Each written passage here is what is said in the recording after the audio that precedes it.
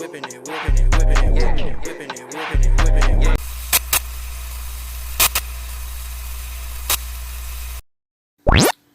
Yo, what's good with y'all boys? And today we about to be ranking the Nightmare on Elm Street franchise.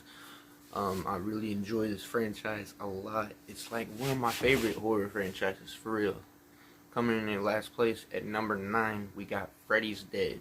Ain't no surprise on this one. Freddy's Dead is pretty bad. Everyone says that they think it's the worst, and yeah, whenever you watch it, you figure out why it's the worst. Like, you're sitting there the whole time just waiting for it to be over. Like, just everything that they do in this movie is just, I don't even know. You just don't want it to happen. Like, the whole daughter thing where his daughter is, like, supposed to be his prodigy or some shit. That he wants that. I don't fucking know what he's trying to do there. But yeah, just all that stuff is dumb to me. Just everything that they go for in this movie. You know, Freddy is way too over the top and saying stupid one-liners left and right. Freddy's Dead is terrible. I don't even want to talk about this movie anymore.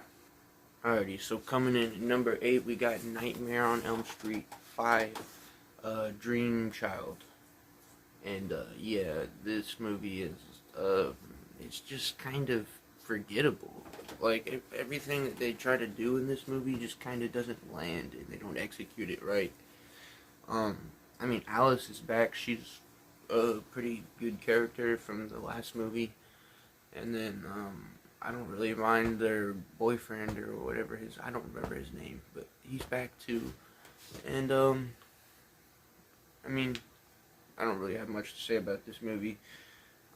Alice is like pregnant with Freddy or some shit like that. Like, it's like a weird movie, and they go for a lot of shit. Like, there's like her kid is Jacob, and then he knows Freddy more than her or some shit. Like, there's like a whole bunch of shit like they're doing this movie. It's crazy. Okay, so coming in at number 7, we have a really controversial placing here. We got New Nightmare. I was like scared to say that, but yeah, the New Nightmare is, I put it at number 7. I've been moving this around a lot, but I'm gonna put it at number 7 right now. I will say this movie goes in a unique direction. Like, the movie starts out or whatever, and you know, you're like, it honestly just looks like a normal Freddy movie. You're like, oh shit, what's Freddy doing? He's like making his glove or some shit, and all of a sudden you realize it's on a movie set. You know, I kind of like how they did that. It's like one of those things, whenever you watch it on the first time, it's the best. And then, like, it's not as much of a rewatchable movie for me. That's my biggest problem. It's a really good movie whenever you watch it on the first time, like I said. But then it's just, there's like not as many kills with Freddy, and then Freddy's not even in the movie that much. It's one of those movies, like I said, it's got a unique direction, and it's meta. And I keep looking down at my notes, by the way.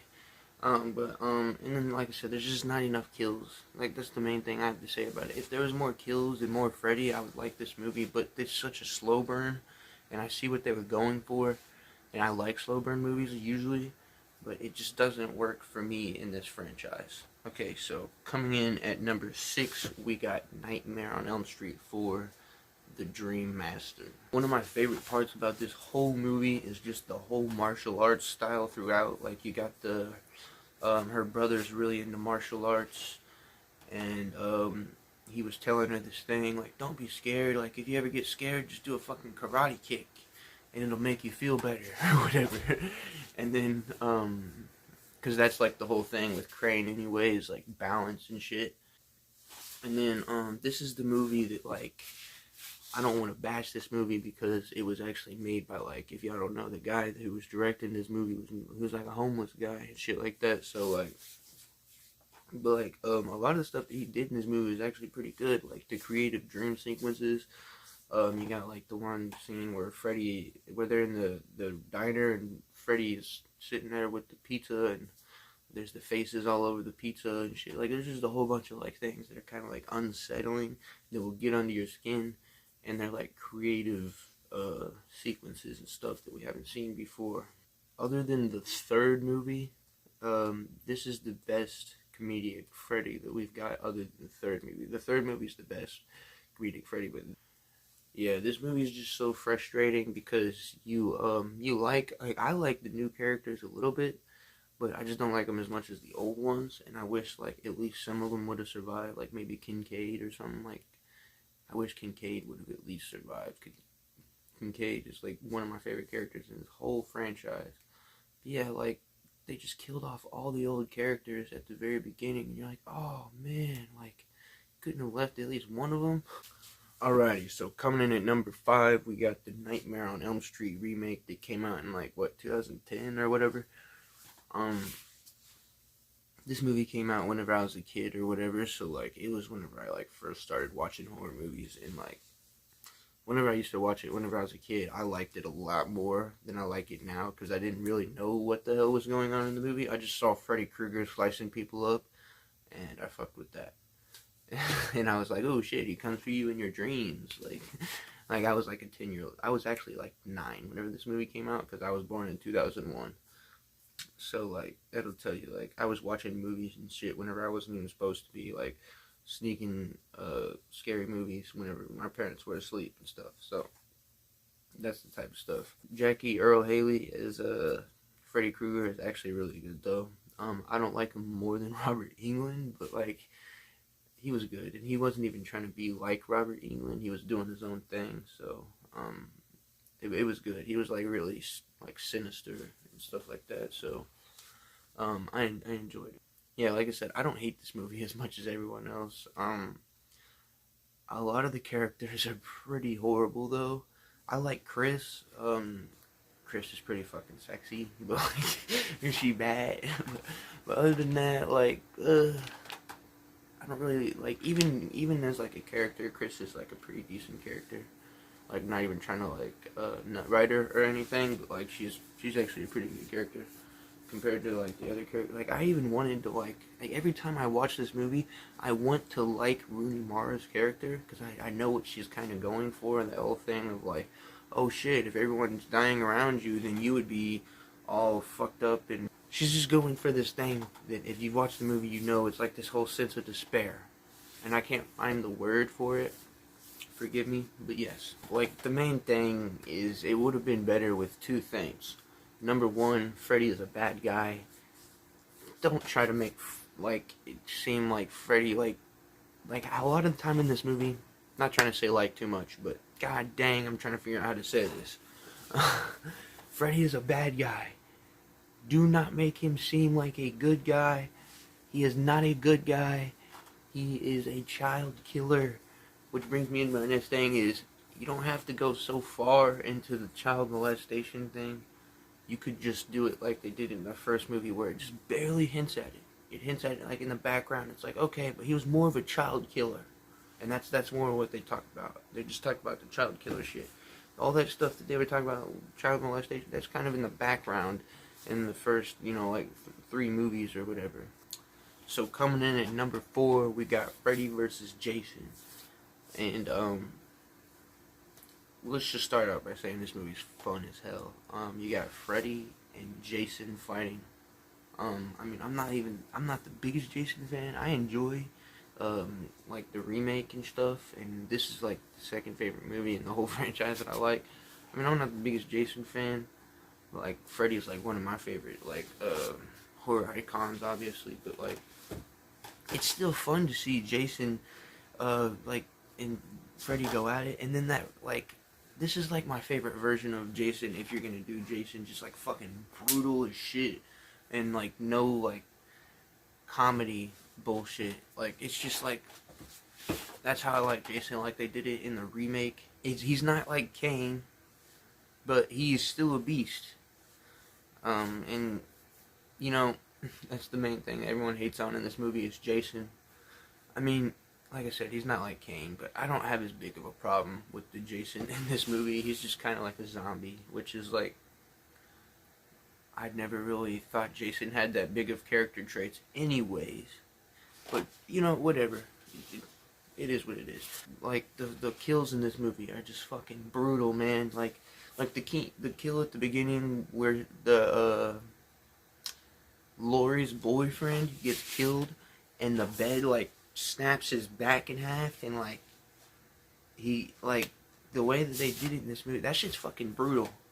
Like you've seen stuff like that before, but the way that they execute it is like, it's not like whenever you're watching an Exorcist movie and a kid breaks his back going, and then he just comes right back up and his back's not broken. Like, this motherfucker's dead for real. Like, and he will like, you ain't putting him in a coffin because his body ain't straightening out after that. It's gonna be in a V forever.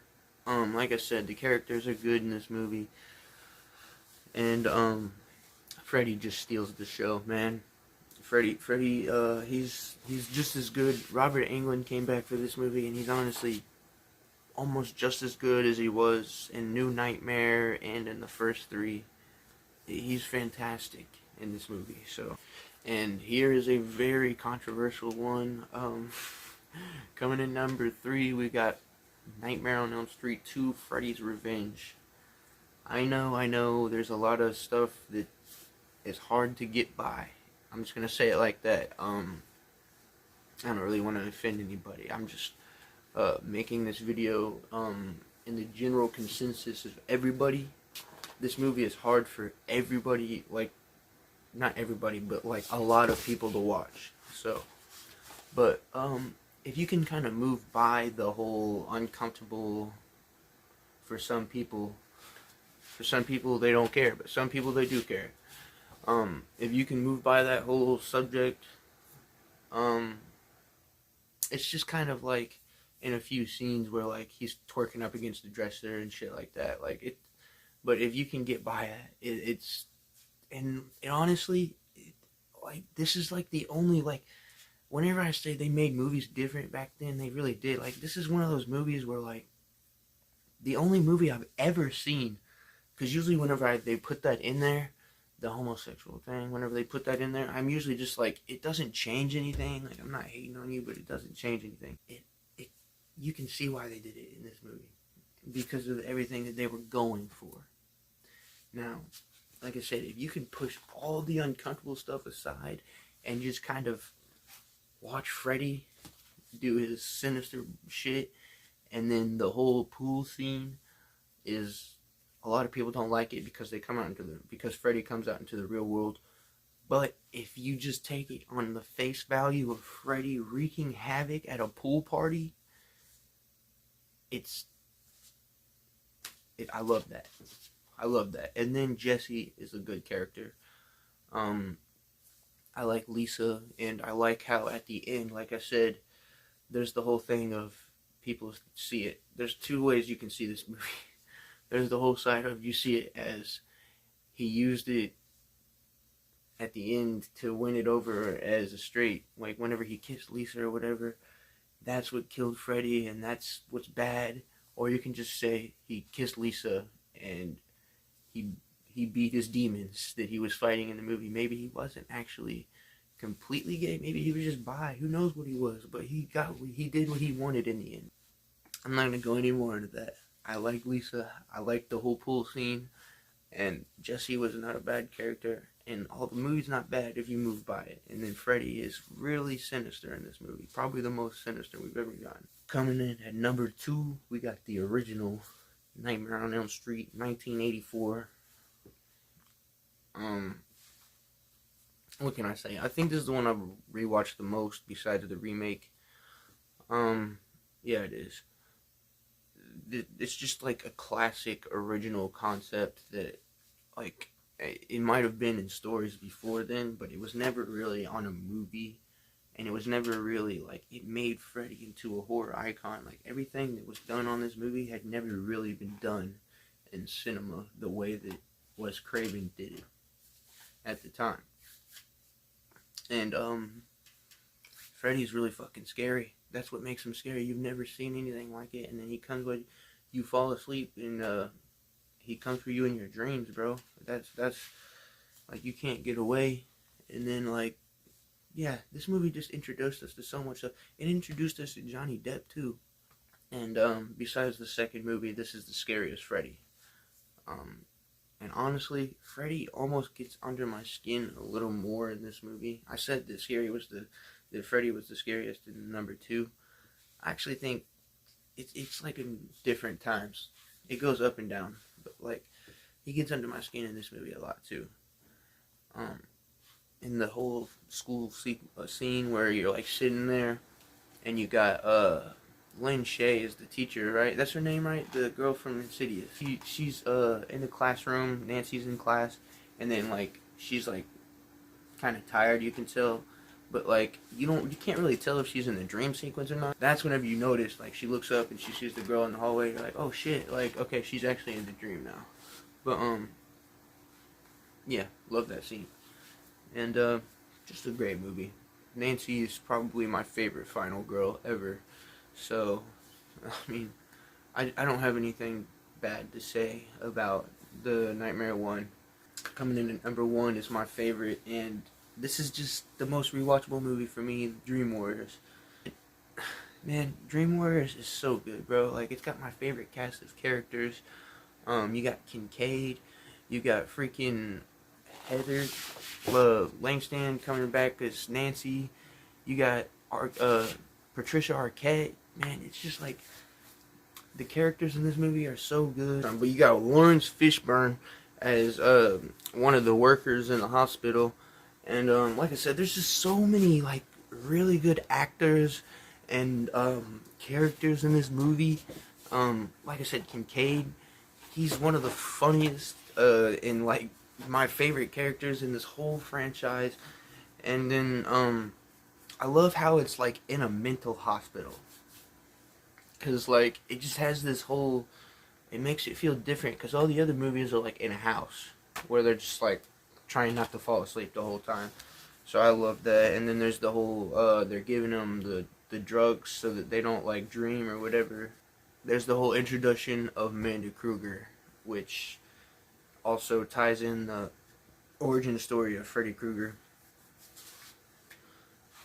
Some of the best stuff in this franchise. The way the place that they took that, and then the way that they tied it in with Nancy's death at the end, just kind of it was just really good writing and execution. The way that they did it, it's probably the best horror sequel ever, or one of them.